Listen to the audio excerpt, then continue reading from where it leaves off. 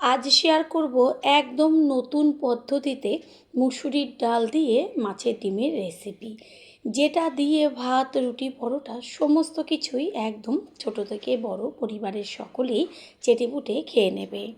নমস্কার বন্ধুরা, শ্বশুরবৌমা রান্নাঘর অ্যান্ড ব্লগ চ্যানেলে সকলকে স্বাগত।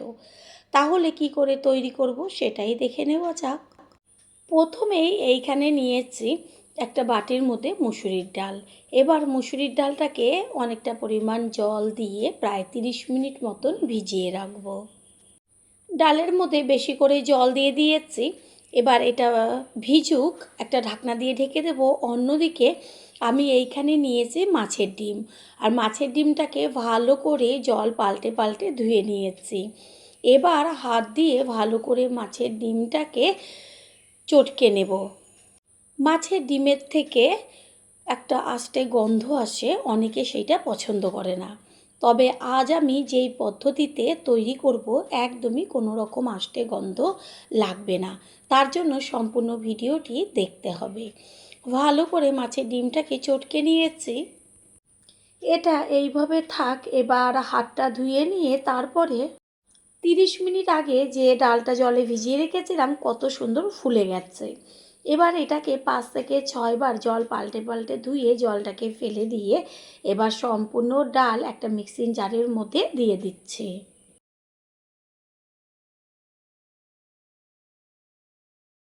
ডালের মধ্যে দেব বেশ কয়েক কোয়া গোটা রসুন, তার খোসাটা ছাড়িয়ে, কাঁচা লঙ্কা আর আদা। এবার এটাকে জল ছাড়া পেস্ট করে নেব। পেস্ট করে নিয়েছি সম্পূর্ণটা।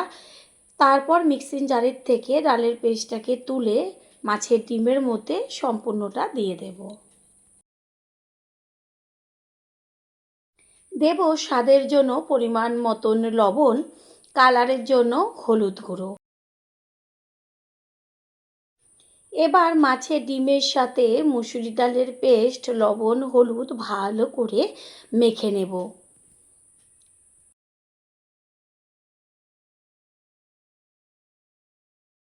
মেখে নেওয়া হয়ে গেছে, এটাকে সাইডে সরিয়ে রাখবো। তারপর হাতটা ধুয়ে গ্যাসের ওভেনে একটা কড়াই বসিয়ে কড়াইটাকে ভালো করে গরম করে নিয়েছি। তারপর দিয়ে দিচ্ছি সর্ষের তেল।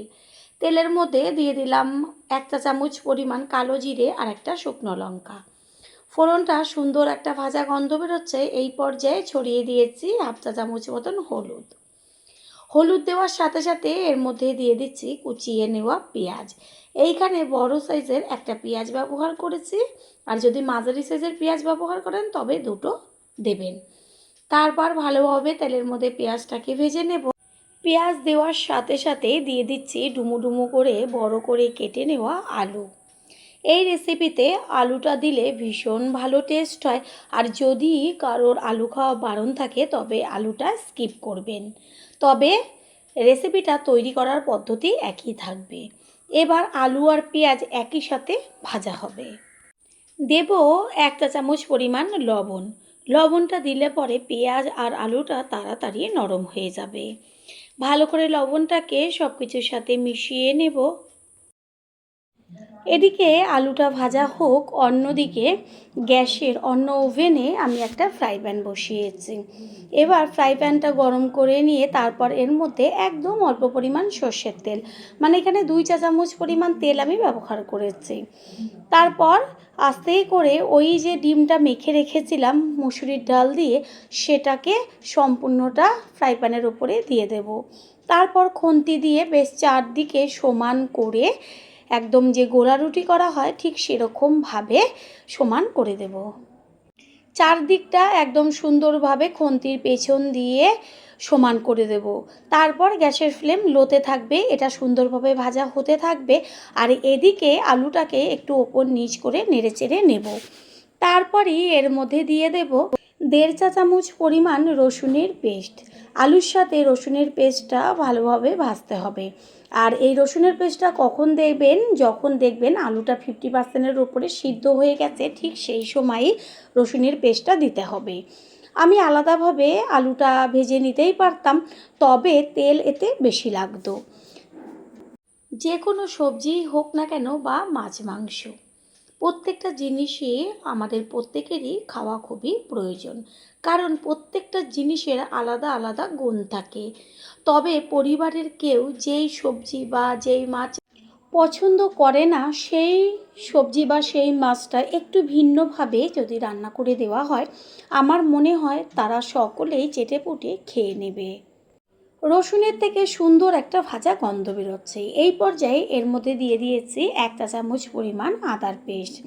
আদার পেস্টটা একইভাবে, গ্যাসের ফ্লেম তো লোতেই আছে, ভালো করে ভেজে নেব। আলু এই যে ভাজা হচ্ছে, এই পর্যায়ে আলু একদম সিদ্ধ হয়ে গেছে, আর এদিকে মাছের ডিমটাও সুন্দরভাবে ভাজা হয়েছে। দেখাই যাচ্ছে যে ফ্রাই প্যান থেকে ছেড়ে চলে এসছে। আলুটাকে এবার একটু ওপর নিচ করে নেড়ে চেড়ে দেবো, কারণ আদা আর রসুনের পেস্ট রয়েছে, নিচটা পুড়ে যেতে পারে। এর মধ্যে দিয়ে দেব কুচিয়ে নেওয়া টমেটো। আলুটা যখন দেখবেন সিদ্ধ হয়ে গেছে তখনই টমেটোটা ব্যবহার করবেন। টমেটোটাকে মিশিয়ে নিয়ে তারপর এটা হতে থাক। দেব 1 চা চামচ পরিমাণ ধনের গুঁড়ো আর 1 চা চামচ পরিমাণ জিরের গুঁড়ো, কালারের জন্য হলুদ গুঁড়ো। আমি এইখানে আর কোনো রকম কাশ্মীরি লঙ্কার গুঁড়ো ব্যবহার করব না, কারণ আমি আলাদাভাবে পাকা লঙ্কা একটু পেস্ট করে রেখেছিলাম, সেই লঙ্কার পেস্টটাই এর মধ্যে দিয়ে দেব। যে যেমন ঝাল খাবেন সেই অনুযায়ী ঝালটা ব্যবহার করবেন। ভালোভাবে মশলাটাকে কষিয়ে নেব। মশলাটা কষানো হতে থাক, অন্যদিকে যে ডিমটা ভাজা হচ্ছে এটা এবার নাবিয়ে নেব। সুন্দরভাবে ভাজা হয়ে গেছে, এপিট ওপিট করে ভেজে নিয়েছি। দুই পিঠই খুব সুন্দরভাবে ভাজা হয়েছে, আর এটা শুধুও খেতে খুব ভালো লাগে। তবে আমি এইটা একটু অন্যভাবে রান্না করব। এবার একটা ছুরি দিয়ে ভালো করে পিস পিস করে কেটে নেব। বেশ বরফি আকার করে কাটবো, যে যেমন সাইজের কাটবেন নিজেদের পছন্দ মতন কেটে নেবেন। পুরনো বন্ধুদের সবসময় আমাদের পাশে এইভাবে ভালোবেসে থেকে এগিয়ে নিয়ে যাবার জন্য অনেক অনেক ভালোবাসা। মশলা কষিয়ে নেওয়া হয়ে গেল, সুন্দর একটা মিষ্টি গন্ধ বেরোচ্ছে। এই সময় এর মধ্যে দিয়ে দেব 2-3টে চিড়ে নেওয়া কাঁচা লঙ্কা। পাকা লঙ্কা তো পেস্ট করেই দিয়েছি। এবার উষ্ণ গরম জল গ্যাসের ফ্লেম হাই করে দিয়ে দেব। জলের পরিমাণটা অবশ্যই বেশি দেবেন।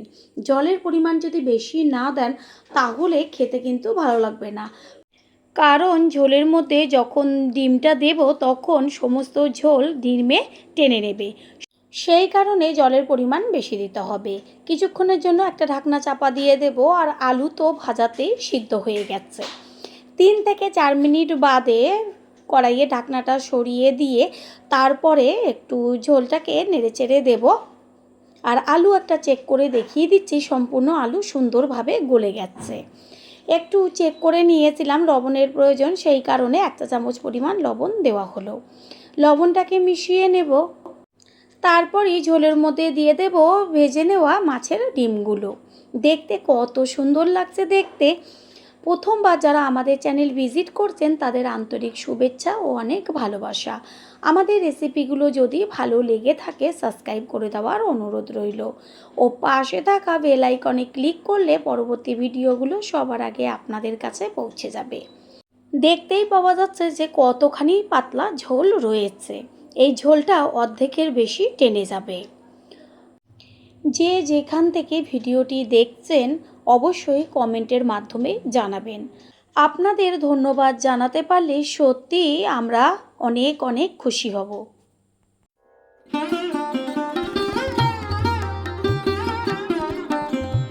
4-5 মিনিট বাদে ফিরে এসে কড়াইয়ের ঢাকনাটা সরিয়ে দিয়ে সম্পূর্ণ লুকটা দেখিয়ে দিচ্ছি। কত সুন্দর লাগছে দেখতে, আর এটা কিন্তু একদমই মাছের ডিমের থেকে কোনো রকম আষ্টে গন্ধ আসবে না। সমস্ত কিছুর ব্যালেন্সটা ঠিক রাখার জন্য দিয়ে দিচ্ছি 1/2 চা চামচ পরিমাণ চিনি। রেসিপি তৈরি হয়ে গেছে। এবার এর মধ্যে দিয়ে দেব 1 চা চামচ পরিমাণ গরম মশলার গুঁড়ো। গরম মশলার গুঁড়োটা দিয়ে গ্যাসটা অফ করে দেব।